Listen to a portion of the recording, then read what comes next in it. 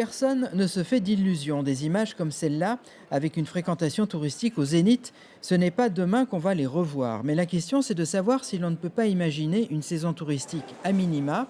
Tout cela à partir d'un raisonnement simple, puisqu'on va rouvrir des écoles et certains commerces même partiellement, puisqu'on a parlé aussi d'organiser des petits festivals d'été. Pourquoi ne pas faire de même avec les hôtels et les restaurants?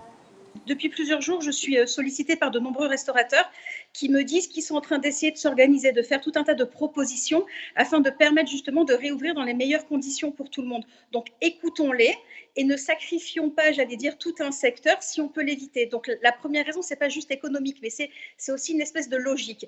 Car de toute façon, il va falloir vivre avec le virus pendant plusieurs mois, en l'absence de vaccin et peut-être de traitement.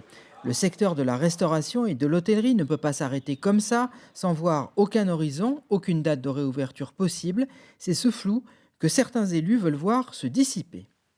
Les professionnels du tourisme, qu'ils soient plagistes, restaurateurs, hôteliers, il faut qu'ils préparent leur saison parce qu'ils ont des travaux à faire, ils ont du matériel à acquérir et ils ont quelquefois des salariés à embaucher. Et donc il faut leur dire un peu à l'avance si ils vont pouvoir avoir une activité et surtout s'ils ont cette activité, dans quelles conditions ils vont pouvoir l'exercer. Ces conditions sanitaires de réouverture, les professionnels y travaillent déjà. À Cannes, par exemple, on réfléchit à ce qui pourrait se faire pour respecter les règles sanitaires et les règles de distanciation.